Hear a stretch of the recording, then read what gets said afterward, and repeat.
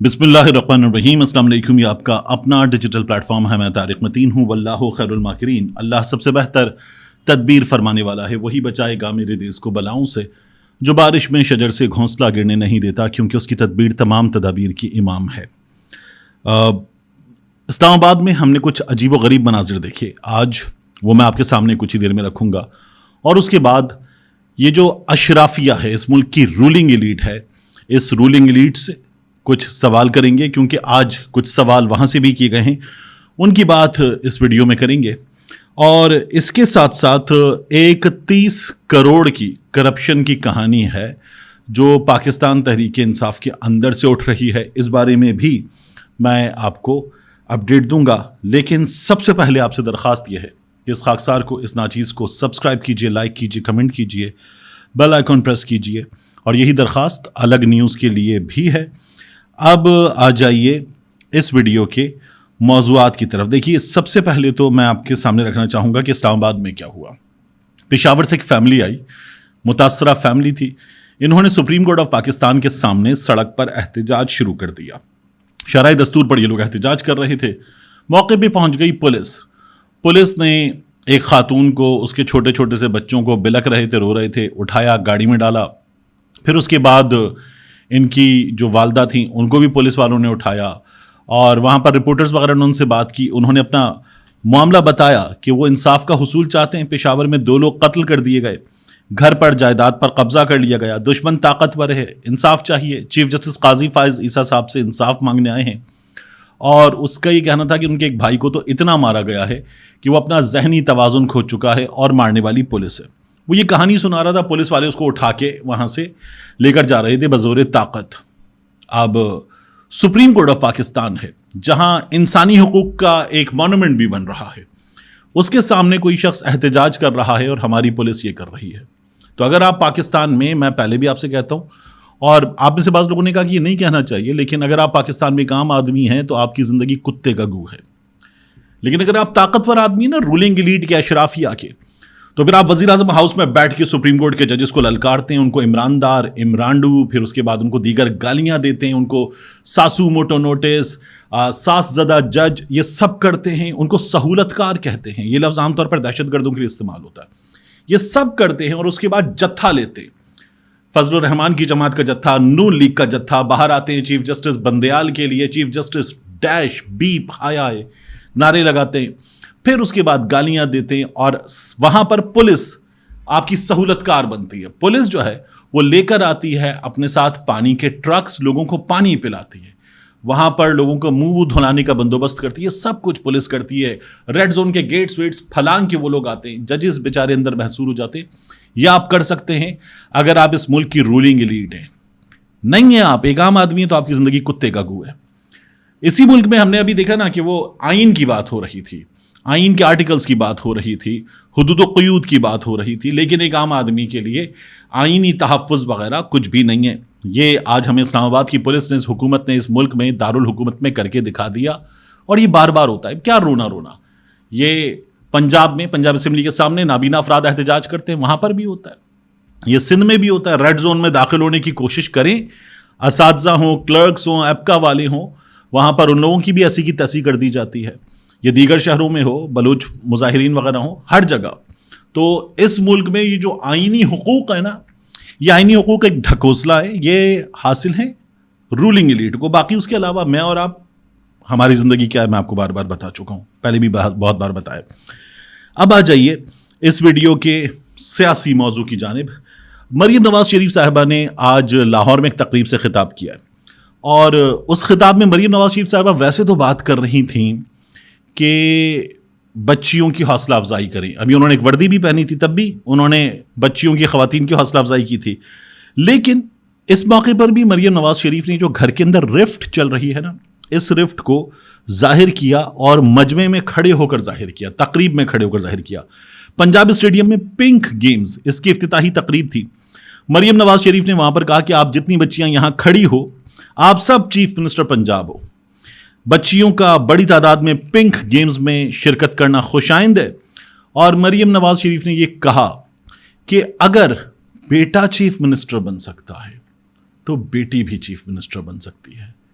اب بیٹا chief minister کون؟ شہباز شریف وزیر اعظم، حمزہ شہباز چیف منسٹر پنجاب، مریم نواز شریف صاحبہ. باقاعدہ طور پر بار بار رپورٹ ہوا ان کے گھر کے اندر رفٹ ہے، ان لوگوں میں شریف نون میں سے شین نکلنا اور یہ سب کچھ چلتا ہے. تو حمزہ کا مریم کا اختلاف ہے. کئی دفعہ یہ اس کو چھپانے کے لیے کیمروں کے سامنے آتے ہیں، ہاتھ ملاتے ہیں، ہاتھ ساتھ پکڑ کے بلند کرتے ہیں، ایک دوسرے کی پیٹھ تھپ تھپاتے ہیں، ساتھ کھڑے ہوتے ہیں، بہن بھائی، حمزہ مریم بڑی بہن وغیرہ، یہ سب کچھ ہوتا ہے. لیکن یہ جو رفٹ ہے یہ سامنے آئی کھل کر مجمع میں سر عام، اور مریم نواز شریف صاحبہ نے موقع دیکھا، حمزہ شہباز کو نشانہ بنایا اور انہوں نے کہا کہ اگر بیٹا چیف منسٹر بن سکتا ہے تو بیٹی بھی چیف منسٹر بن سکتی ہے.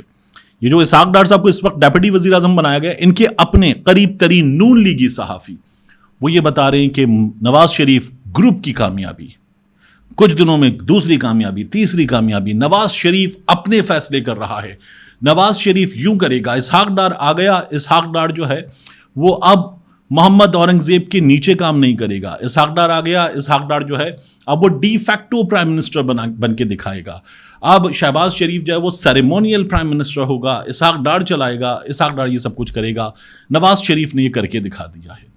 یہ باتیں اس وقت ان کے اپنے لوگ کر رہے ہیں کہ شہباز شریف وزیر اعظم ہے اسٹیبلشمنٹ کا، شہباز شریف کٹ پتلی وزیر اعظم ہے اور اسحاق ڈار معاملات چلائے گا. نواز شریف یہ کر کے دکھا رہا ہے. نواز شریف اپنے آپ کو اسرٹ کر رہا ہے. یہ ہم لوگ کریں کہ جو ان پہ تنقید کرتے ہیں، ان کو ایکسپوز کرتے ہیں، وہ تو الگ بات. ان کو اپنے چلانے والے جو ہے نا، نواز شریف زندہ باد والے صحافی جو ہے وہ یہ تمام باتیں کر رہے ہیں. آپ دیکھیے اسی لیے ایک اور چیز ہوا یہ کہ زاہد حسین صاحب نے ایک اسٹوری لکھا، آرٹیکل، اور دا ڈار اسٹوری کنٹینیوز. انہوں نے یہ بتایا کہ 2017 میں جب نواز شریف صاحب چلے گئے، اقتدار سے نکال دیے گئے، تو اسحاق ڈار نے رابطہ کیا اور ترلے کیے. اسحاق ڈار نے رابطہ کس سے کیا؟ رابطہ کیا اس وقت کے army chief general Qamar Javed Bajwa سے، اور ان سے کہا کہ میں وزیر اعظم. تو army chief general Qamar Javed Bajwa نے یہ کہا کہ آپ تو سینیٹر ہیں، آپ کیسے وزیر اعظم؟ یہ تو ممکن نہیں ہے. تو اسحاق ڈار نے ان سے جو جملہ کہا، زاہد حسین صاحب کہتے ہیں، اور یہ انہوں نے صرف آرٹیکل نہیں لکھا، وہ ٹیلی ویژن پروگرام میں بھی آیا، اور انہوں نے کہا کہ اسحاق ڈار نے کہا آپ تو سب کچھ کر سکتے ہیں، آپ تو سب کچھ کر سکتے ہیں، ساری رکاوٹیں آپ دور کر سکتے ہیں. تو بہرحال باجوہ صاحب نے جو ہے وہ اس وقت ان کو ٹال دیا، یہ نہیں ہوا. شاہد خاقان عباسی وزیر اعظم بن گئے، لیکن میاں نواز شریف کی جو خواہش تھی یہ پوری نہیں ہوئی. اب اس معاملے پر ریاض الحق صاحب بڑے باخبر اور بہترین جرنلسٹ ہیں، ڈان سے وابستہ تھے، 92 نیوز سے وابستہ، اور بڑے چینلز کے ساتھ کام کرتے ہیں. ریاض الحق صاحب نے خبر لکھی ٹویٹر پہ آ کے، اور انہوں نے کہا کہ یہ جو زاہد صاحب نے کہانی بتائی ہے دلچسپ ہے. آج کل کے دور میں جب اسحاق ڈار صاحب ڈیپٹی وزیر اعظم بن گئے تو یہ کہانی دوبارہ یاد کی جا رہی ہے، لیکن اب اس کہانی کو اس سے آگے سنیے.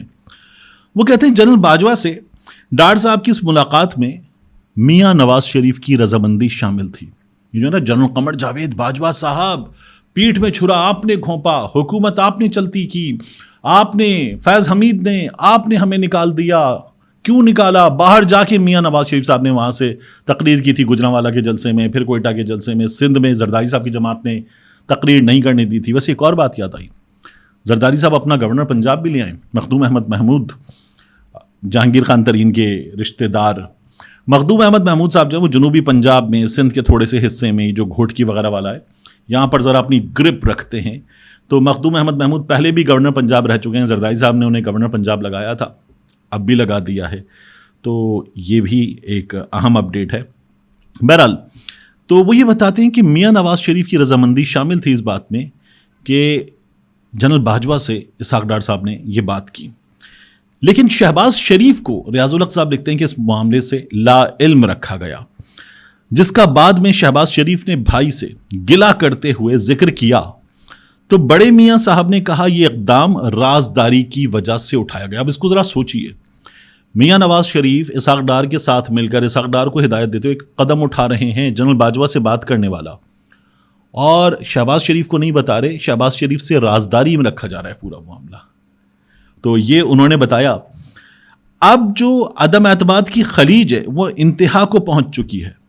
ریاض صاحب لکھتے ہیں کہ مسلسل 3 ہفتوں کے اصرار کے بعد جا کر شہباز شریف سے اسحاق ڈار صاحب کے ڈیپٹی وزیر اعظم ہونے کا नोटिफिकेशन जारी करवाया है वो भी मुल्क से बाहर होते तो ये जो इसहाक डार साहब का आना है, नून लीगी सहाफ़ियों का अपना दावा ये बता रहे ना कि नून में से शीन निकल गई और नवाज शरीफ साहब जो हैं वो अभी इनकलाबी बनेंगे, मतलब कमाल इनकलाबी बनेंगे। बेटी की हुकूमत, भाई की हुकूमत, जमात हुक्मरान, और मियाँ साहब बनेंगे इनकलाबी। राना सनाउल्लाह को भी आपने बना दिया है मुशीर वज़ीर आज़म का। मियाँ जावेद लतीफ़ साहब को भी कुछ जिम्मेदारी देने की बात हो रही है, लेकिन मियाँ नवाज शरीफ साहब बनेंगे इनकलाबी।